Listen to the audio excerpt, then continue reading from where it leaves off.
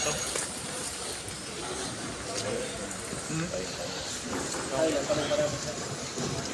Yung isa pa sir na ano nyo, masabit na banggit ko sa meeting natin yung pagdadalawa yung ACB, isa pa dito sa dulo.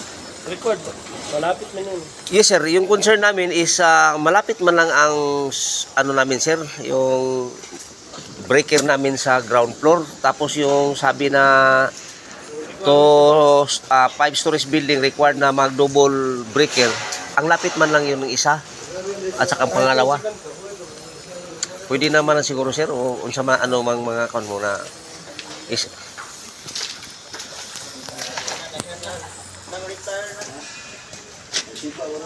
Nani partition sir no? Meron sir, pag Mayroon, sir. nilagyan Oo. sir ng cover yan, meron po yan. May ano yung sir, sir, oh.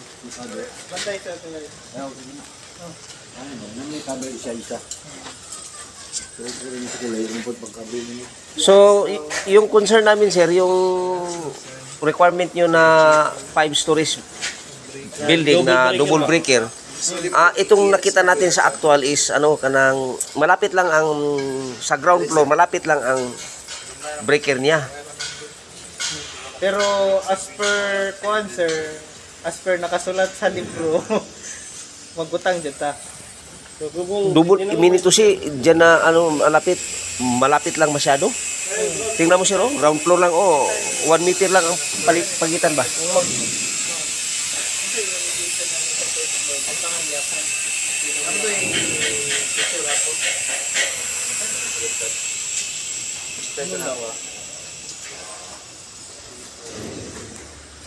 Eh, ano mo rin, ganda ng project ba, lukos. Oo, locos. Oh. Tapos ang budget. Kung magkakaroon pa siya isa doon sir, bali na naman ba? Dito na mga anak. kung ilaw ba? Pero isat-isat ba? Namblo. Imagine sir, 72 building niya, mag-double kuan mi. Ano niya? Mag-double breaker. Kilak-kilak ang amo ang Ground floor lang. Oh, standard na to. Tanggalan na lang dito. Hindi, ano man ni sir? Oh, istoryahan siya na niya. oo. Depende sa niya.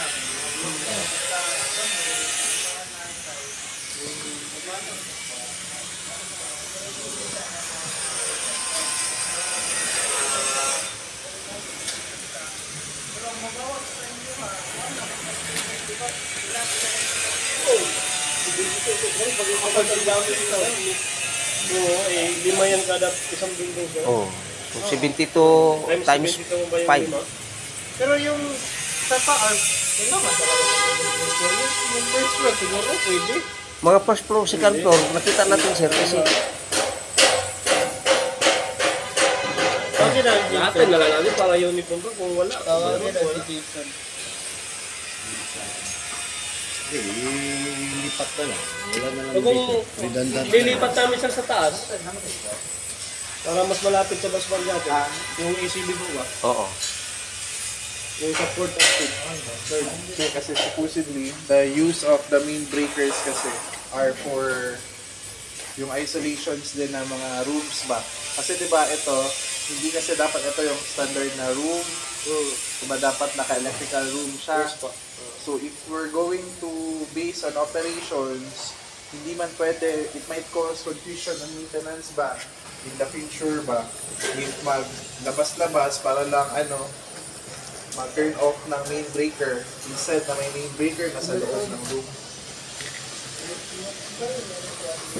Pero in terms of length, actually, asada naman kasi yung length natin, ganun. Pero in Oo. terms of the use for maintenance, operations and maintenance siya, dapat pag nakaseparate siya na room, or electrical room, dapat meron siyang sariling breaker sa loob. Oo. Kaya yung sabihin sir, yung breaker na yan, ilagay na lang dun sa taas.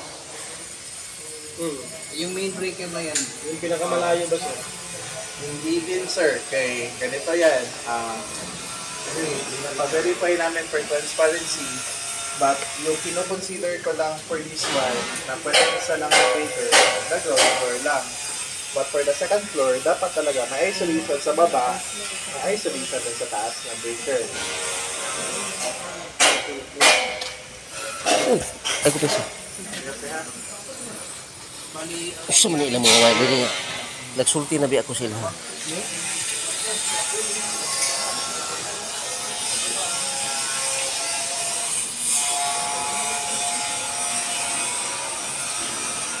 Dong, nagsulti ko sa inyo ang kaning wire ba, ihangir niyo dito ba? Tarawa na yung mga double light, magsige og tabok-tabok. Isa kan nyo, taas.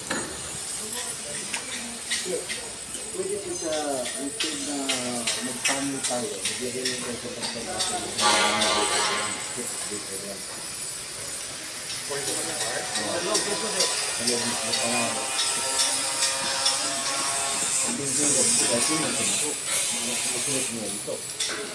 wala nga yun pa siya dito. Picture daw siya. I mean, instead na isip ganso, pasok lang yung breaker sa loob ng papel. Ayan, Breaker gatan sir. Sa basbang gatan po. Yung breaker na lang mismo sir. Yung ipapasok sa loob.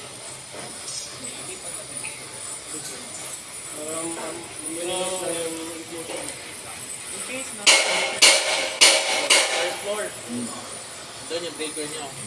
In case na may problema dyan sa inside, patungod doon sa ano yung isolation nyo dyan? Lahat nyo, yung main nyo, yung May control man dito, sir. Every room man ito, every level. may problema tayo dito sa line side, sa third floor na line. Then in case may problema, ano yung, saan kayo mag-trip or mag-isolate? Sa main breaker, na kayo mag- Hindi, hindi ko sabihin siya. Dalawa kasi option yan. Itong mga breaker ito, mga sa baba, ground floor. Kung ililipat natin yan sabi ng mga isolator, bus bar, pwede nyo isolate dito, doon mismo. Pero magiging main nyo, ito grounded. yung force bar is not doon sa in-between sa kanila. Line side ng main breaker ng every floor. Ang main breaker papunta. Ang gimin ni engineer, sir, yung main namin dito na lang namin tapos itong total may main naman. Itong mga branches namin ilagay na lang namin sa every level. Possible ba? Yun nga yung ibig sabihin, sir.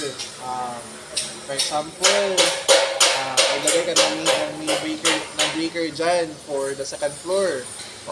Tinanggal mo dito, dineretso mo dyan sa gutter line, Oo. right? Magkaroon yan ng problema ngayon from the line dito sa baba, papunta doon sa main breaker. We need to isolate the main breaker. Kamay lahat ng floors.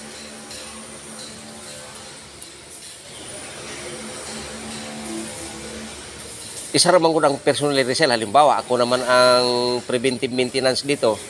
Ako lang ang maintenance dito. So kung may mga problema, initiative ko na yan kasi ako nag-handle dyan. I-ano ko na yan, i-disconnect ko na yan kung nandyan sa second floor. Pupunta ako ng second floor.